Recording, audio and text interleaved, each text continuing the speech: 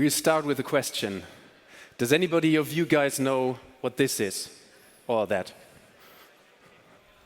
Okay, probably wrong. You shouldn't say it because you invented it. This is not the Thermomix, but this is the one device today's dog owners didn't know was missing from their kitchen. And, well, how that bold claim became a vision, how we brought the device and the dog finally together, and what all of this has to do with Shopware, we'll probably find out within the next 25 minutes. But not to be rude, before you start wondering who these guys are, let's introduce ourselves. That is me. My name is Christoph Burchertz. I'm the founder and CEO of the Düsseldorf-based company pixolith. We are an e-commerce agency. And our slogan is B2B driven, B2C inspired. You find out what that means. Thank you, Christoph, for the intro. My name is Luca. I'm from Munich, and for the past years, I've co-founded 2 startups, one of which is LuckyChef. And at LuckyChef, I'm mainly responsible for building our strategic partnerships, and also I was pretty deeply involved into all of our fundraising activities. And my goal for today is not really to present some flawless or polished success story, but rather to give some real insights into what it was like and the highs and lows that the team and I have been living those past years, building something from scratch, all the challenges, all the problems that we had to overcome, and just shed some light on what it takes to bring something new, especially if the market hasn't seen it before. So, yeah. Okay, let's go on. You know the talk is called From Vision to Impact. I hope it is, yeah. So let's talk about why visions matter again. For maybe half a decade, I think visions weren't that big anymore, because we were going on with the same ideas, and we didn't need to be very visionary because e-com was growing and growing and growing. But now we need to rethink this way of going forward because we're in the midst of a massive paradigm shift. I'm sure you will hear this word in the other talks because I think that's what we are in. And we're seeing established global systems being torn down or rebuilt at a staggering pace, thanks to wars and tariffs and supply chain issues.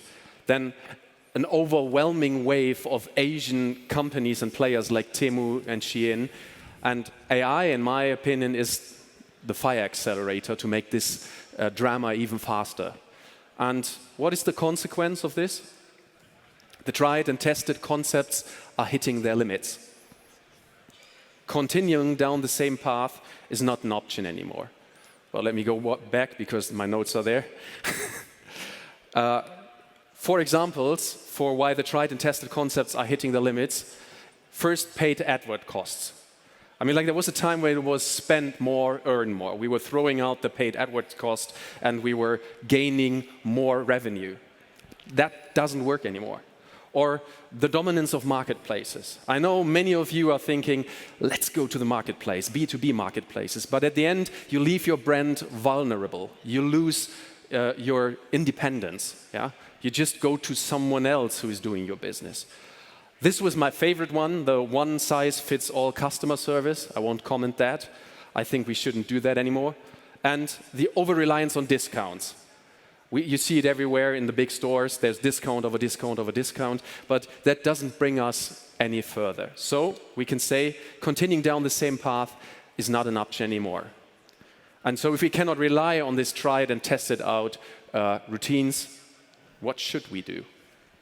Well, I said it in the beginning, we need new visions. But the question is, where should we look? Because for a vision, you need to look somewhere. So we came up with a definition for a strong vision, because if you want to have a vision, you don't just want to look somewhere, you want to have a strong vision. And here are 3 incredible principles for a successful vision. We didn't come up with this. AI told us that these are the 3 principles. The first principle is your vision relevant enough? Yeah? So if the vision is not relevant, you shouldn't be going on with that vision, or it is not even a vision. The second one is it achievable enough? Well, you should always ask yourself, is that achievable? Good example would be going to the Mars. I think Elon Musk thinks differently, but at the moment I'd say, well, it's not really achievable. It's too big of a vision. And is it believable enough? Because one thing with visions is you need people to go with you on that path. And it should be believable then. And I wouldn't be in the team to go to the Mars, to be quite frankly clear. So give me 3 types of visions then. Because these are the types of visions we identified on a daily basis in our business. These are the 3 icons for the categories, and these are the categories. The first one, vision category 1, is maximize and deepen engagement with the current audience. What does that mean? So it means that you make something better within your core audience. Good examples for that would be to relaunch your shop with a better brand experience. You still have the same audience, you still have your same ICPs, but it looks a little bit better. And that could be the first kind of vision. As you say, like, we need new brand design, we need new experience. The second one would be a loyalty program. And so shout out to our customer and partner, Wurm Nogency. They came up with the greatest loyalty program we have seen so far. It's called Wurm Gold. Talk to these guys. It's amazing what you can do once you wrap your head around something to do better for your existing clients. The problem here very often is this relevant enough? Because we're on a very low form of vision, and you always have to ask yourself, is it enough or relevant enough that we have a better brand experience? Will that keep the customers with us? And quite often, it's not the case. So always keep in mind, if you're on the first stage of vision, it always has to be relevant. The second one is find new customers within your field of expertise or boost in margins by reducing touch points. This is actually 2 categories in one, but we wanted to keep it simple with 3, so we crammed them both in here. Let me tell you what I mean.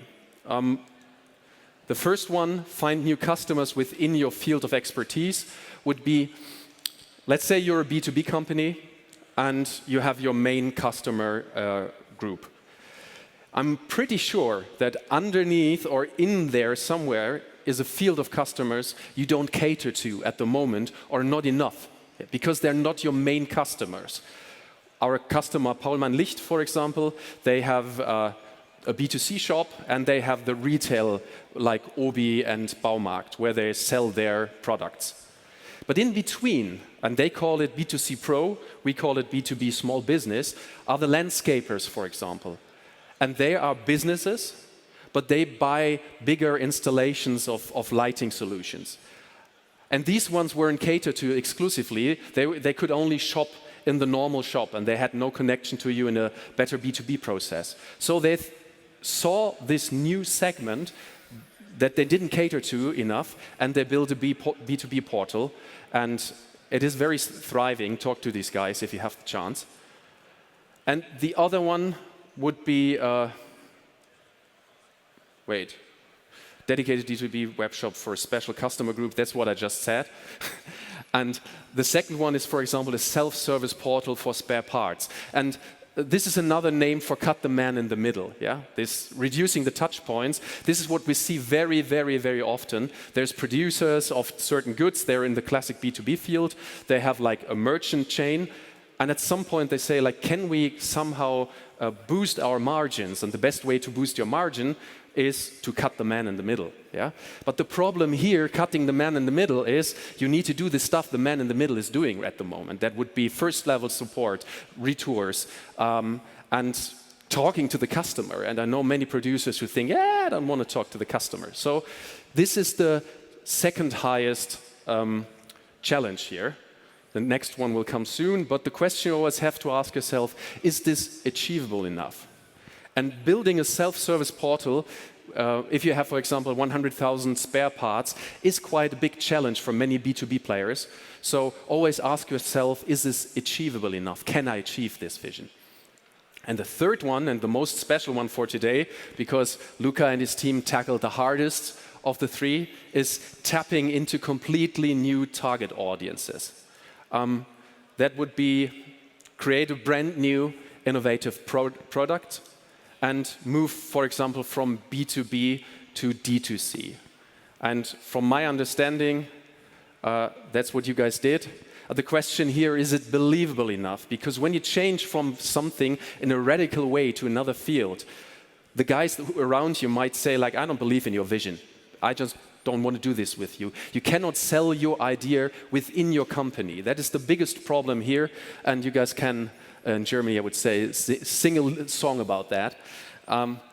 But now you want to finally hear something about the cooker that I showed you in the beginning. So, Luca, take them from here. Oh, yeah. Thank you, Christoph. Yeah, I think the nice thing about our story is it doesn't really begin with a business idea. It rather begins, in my opinion, with probably the cutest dog of all time. I don't know, maybe we have some pet parents here today, but this on stage, that is Rio. When he was small, now he's actually pretty huge. And Rio became a part of my family like round about 5 years ago. And I don't know if anyone had that experience before, but it was incredible because there was huge excitement, right? This puppy joins your home and you just kind of want to enjoy every single moment as long as he's that small because you just know how fast he'll grow up. But with Rio, the unfortunate thing was it was not as we pictured it because Rio had a really tough time, right? Like for Rio, the problem was that he had really terrible food intolerances and really bad allergies. And that just made his everyday life a real struggle, right? Like characterized by a lot of pain, a lot of suffering. And for us, it was terrible to watch, right? Like we tried to do everything we could think of. We took him to the vets multiple times. We tried to change every possible thing that we could think of. And at the end of the day, we figured that the only thing that really made a difference for Rio and like that was able to counter his symptoms was to completely change his diet. So what we had to do was we had to like start cooking for Rio ourselves, right? We tried to prepare fresh meals to him, tailor it in whatever way we thought was best. But that still left us with a big challenge because at the end of the day, we had really little knowledge, right? We didn't really know what exactly we were cooking for him, how much we had to prepare for him, and probably something that everyone can relate to, right? Like, it's also a little bit of a hurdle, right? Like, maybe you had a stressful day, maybe there's not enough time, like multiple reasons that just made this a little bit difficult. And that was an interesting moment, though, because at some point we like asked ourselves, like, why is there no system for that, right? Like, no support tool, nothing that could at least guide us through that process or, you know, at least make this an easy routine to help us a little bit to prepare his meals. And I remember back then we said to ourselves, like, why don't we just build this ourselves, right? Like, not just for Rio, but pretty much for every other pet parent out there that might be facing a similar struggle with their own dog or that pretty much just wants to optimize the nutrition of their dog. And to us, that felt big back then because it was kind of like a big vision was born, and we were like pretty committed to do that. And just to give you a little bit of an insight, like what did the constellation look like? I wouldn't say LuckyChef was like a classical startup or started like a classical business. To me, it was more like a family mission, like something really purpose-driven, involving my mom and my sister, so Verena and Lorraine. You can see them on screen here. There was me, right? And of course, there was Rio. This is Rio right now, as he is pretty huge. And the constellation was interesting and pretty dynamic because my mom is a very successful entrepreneur, right? She's very accomplished, and she had decades of experience specifically in the pet food industry. She's built a couple of like successful ventures in that space. And for me personally, it was a bit different back then. Like I was just starting out. Back then I founded my first IT startup, and completely different industry, very different objective. But it still helped me a little bit to like at least understand and envision the tech potential that we were about to explore. And what we said back then was, like, let's try to combine the experience that we have with the innovation that we envision. And let's not approach this as any kind of business project. Let's make this our own family mission, right? Like something that fulfills us, something that feels right. And yeah, basically that's how we started, right? We had an idea. We pretty much knew the pain points that we were trying to solve. And the purpose was something that we could identify with, right? It felt good, and it was a cool project to work on. But at the same time, we had to face a really hard reality because there was so many puzzle pieces that we were trying to put together at the same time, and like so many things we were trying to juggle, that we pretty much realized pretty quickly there's no way that we can just do this ourselves, right? Like, what we'll need a strong partnership network, people that we can rely on, and people that will help us build all of that. And just to give you a little bit of context, right? Like, what were the things that we were trying to deal with? We were working on this cool hardware device, right? Like, pretty much the CookA first smart kitchen appliance that was kind of supposed to prepare your dog's meal in a fresh, tailored way, right? Something like that. We had the vision to power it with some, top-notch software algorithm that would allow the people to connect your phone, like your mobile phone, so that you could control it remotely, track your dog's diet, all of those things. At the same time, there were many legal questions, right? Like, we had no idea what can we do, what can we not do, marketing, sales channels, like all of those had to be defined, and some of them were a question mark, right? Where we didn't really know where to start. And one big key point was also like online presence, right? We were thinking like, is there a way to follow an e-commerce strategy? Is there a way to build a shop for the people to gain awareness and so on? And we also knew that we need a good partner for that, right? Like to build an e-commerce strategy. And at that point, pretty much we got in touch with Christoph and with pixolith, and at least started to think about how can we build that, or does that even make sense for us? And yeah, handing it over to you, Christoph. Yeah, the guys also built like an app for the recipes and everything. But then there was first contact, and we were contacted by Uwe at that time, and he said, like, guys, we do have a vision for you. But it's a little bit strange. It's not your typical e-commerce vision. And we said, oh, okay, we're listening. And of course, we loved the vision, because these critters you see there are the dogs that are more or less dominating our office. Yeah, that is Josie, Bounty, and Abu. And I grew up with dogs, and for me this was like right away, I believe in your story. Don't say anything else, I believe in it. But the next question is, what do we do now? Because we were, of course, in a pitch situation. And then we said, let's check the criteria for the vision. And do you remember the criteria for the vision? No? Is this relevant enough? Is it achievable enough? And is it believable enough? The relevance for us was there. We saw it. I mean, like, if you go out and ask your friends, do you have a dog or a cat with allergies or dietary problems, you will hear, you need a lot of time. Yeah? Because they will tell you the story, if you want or not. And so we knew this is very, very relevant, and there were no actual products like this. This was brand new, the idea. The next thing, achievable enough, I mean, like, we were hearing these guys are trying to build this thing in China, and the app and the store. That was quite a journey. So we said, like, yeah, of course, we're with you guys, but let's see. And believable enough, well, nobody knew the target group. Nobody did that thing before. That was brand new, so yeah, we believe in it. Okay. So at this point, we only had like one clear yes and two maybes, but it's a tough call, but maybe the best we can get in a scenario like that. And as you guys were coming from the B2B background of the pet industries, that was good enough for us, and we said, okay, that's fine, let's have a look at the technical part. Now it gets interesting for the Shopware guys. So we had a look at the main requirements, and the first requirement that we were faced with was we should focus on the DACH market, yeah? On Germany, Austria, and Switzerland, because it is a German-based company, and not to make it any harder and to try to find out what Chinese people love about dogs. Sorry for that pun.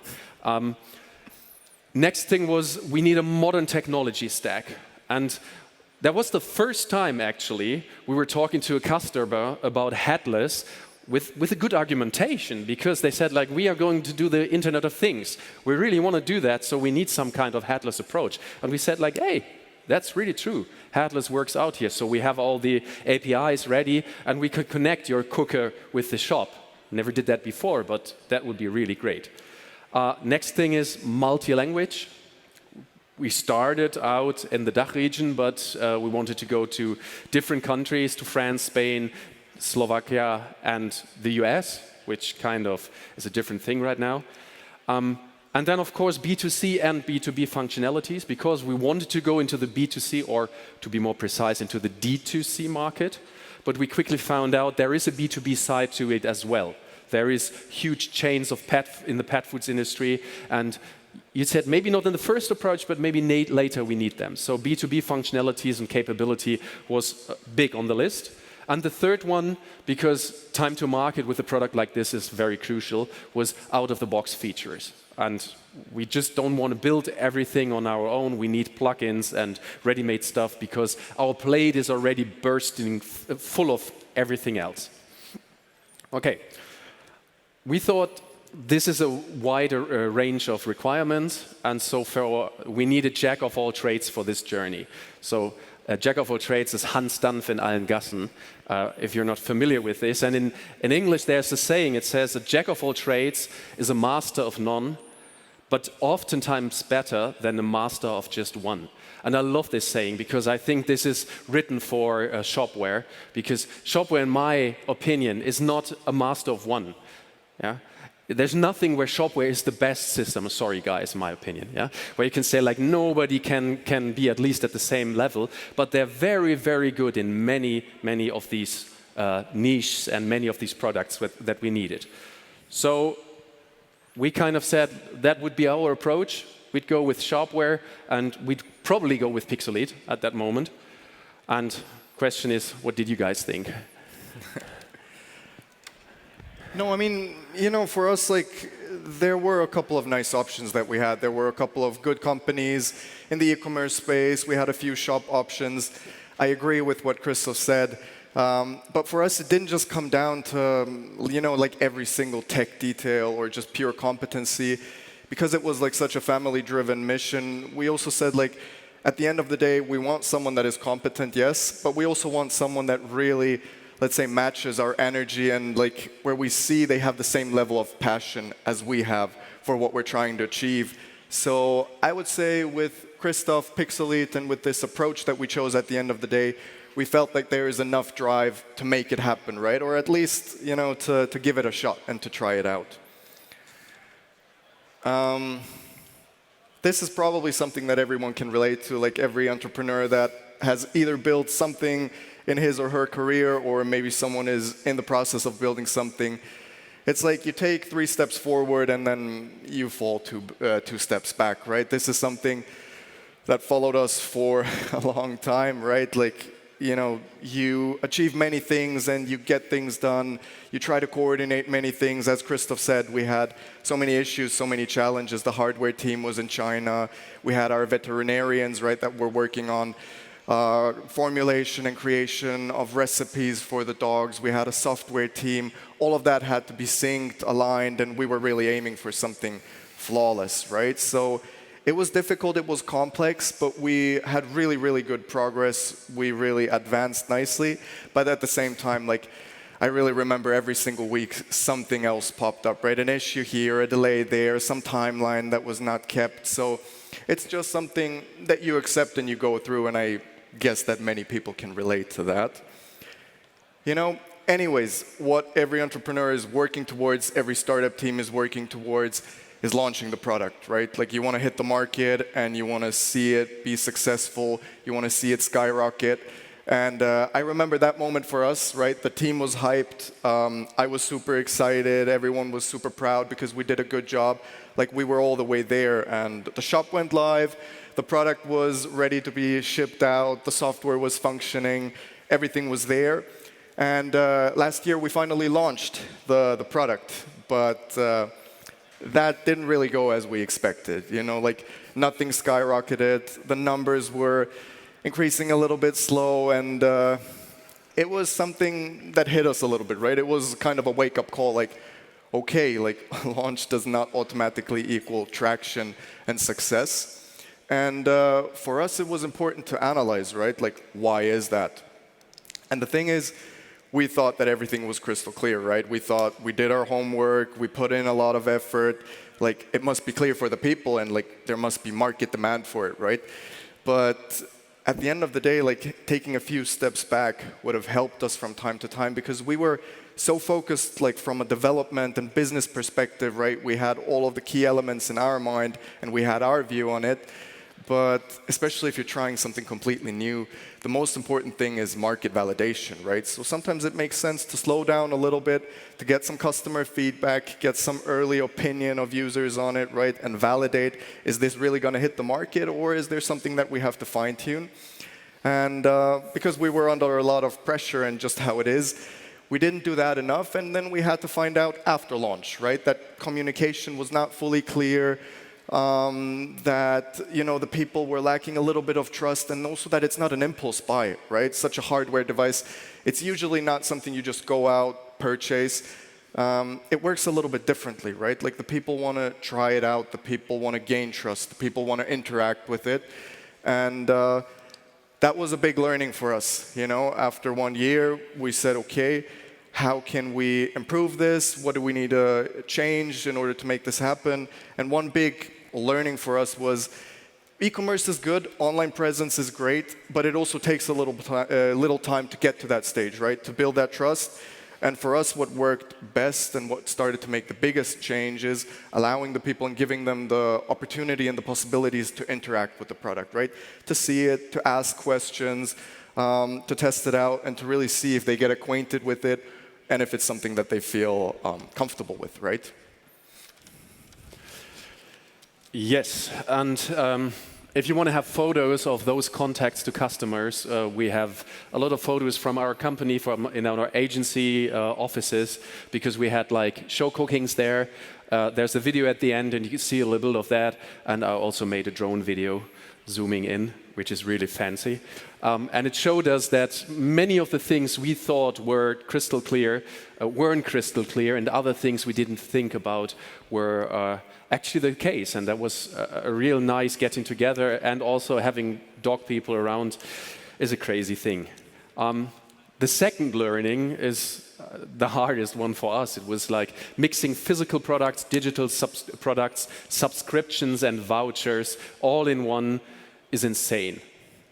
And we used a ready-made plugin in the beginning for the subscription process, and we very quickly found out that it doesn't cut the deal. Because there were so many scenarios. We had the Schnüffel-Abo, so the tryout subscription where you tried it out for 2 weeks, but then there was also the subscription that you get when you buy one of the cookers, and all of this were different scenarios. And then we had, on the one hand, the physical product, the cooker, and then the accessories to the cooker, but then we had the recipes, which were like a digital product. And all of this combined was quickly, after the beginning, a mess. So we sat down and we said, let's do this right. And that's the power of Shopware, because we could tackle the market very, very quickly with ready-made plugins, ready-made structures, and then we just threw it all away and built a plugin from scratch based on the Shopware parameters. And that worked out very fine. We even had a little historical tweaking in there so that we could keep the old customers with the old conditions and get the new customer with the new conditions. That was quite a process. But the most important learning, the third one, and I know it sounds a little bit like, they're all saying it on stage and it sounds so great, but it's this one, right? Yeah, right. I mean, no, it is something that everyone knows, right? Like vision takes courage, but I think it's just interesting to like experience it yourself, or just being told that it is like that. And in my opinion, like the last 5 years were a little bit strange, right? Like I was working on 2 startups, and for both of those ventures, it was just like, it was tough raising funds. Like investors didn't really want to commit that money like easily anymore. People had different kind of issues. There was a pandemic, the war started. Like economically, it was tough, and then it's also tough to get people to purchase something or to partner with you, right? Because everyone just kind of has their own interest at mind. But that doesn't mean that we should stop, being courageous or like trying out things And what I'm really proud of and what was beautiful within our family and our team is that that spirit, it just never died. You know, that spirit we kept up that spirit, like we powered through, we pushed hard, we had setbacks, we had successes, but it's beautiful to see something you're working on for so long come to life, also learn from the mistakes that you've made, and then hopefully see how you can make it better after those learnings. And I think that's a nice conclusion to like take away.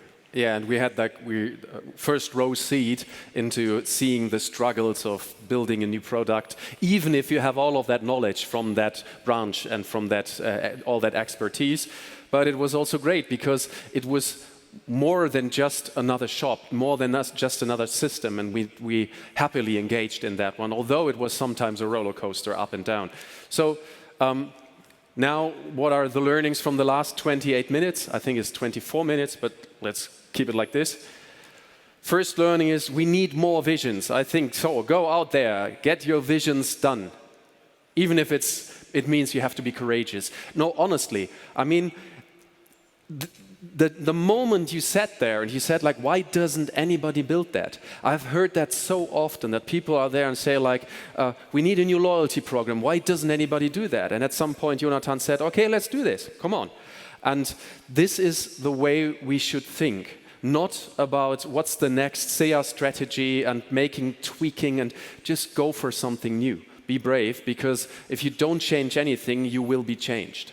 Yeah, by the market. And you can see that with Temu and Shein and everything. So that's the learning number one. We need more visions. That's a scary thing. And the second thing is, it's great that you heard about this now. The 3 criteria for great visions: believable, achievable, and relevant. And vision is at a higher level. Yeah? So always ask these questions, because if you don't have your team with you, if you can't achieve it, if it's not believable, then you cannot go through with this vision. And we've seen many visions that were dead before they started. So be critical there. The third one is, like, we gave you 3 typical types of e-commerce visions. The small one within your customer group, make something better, but not just like little bits, but make it way better. The second one is find a new customer group, find within your expertise, or cut the man in the middle. These are the 2 go-to strategies at the moment we see the most. And the third one is go crazy. Do a new product, go into a total different way. This is the most scary one, but at the end, the more scary, the more risk there is, the more daring you have to be, and the more gain you can have at the end. Next thing is, your team must love your vision. Yeah? So without your team loving the vision, you cannot succeed. Yeah? And I know that everybody says that, but it's true. The bigger the vision becomes, the more you need a team who really, really indulge in your vision. And the fifth one is the cha-cha. It doesn't always go as planned. 3 steps forward, 2 steps back. You have to be able to take that. Yeah? That is devastating sometimes, but you have to go through that. And I think the nicest way to put it is, in a world that is cursive, be bold. Yeah?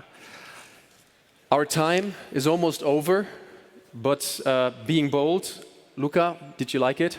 Yeah, I liked it. And also thank you for everyone that stayed in the room and that listened to us. It was a great pleasure talking to you.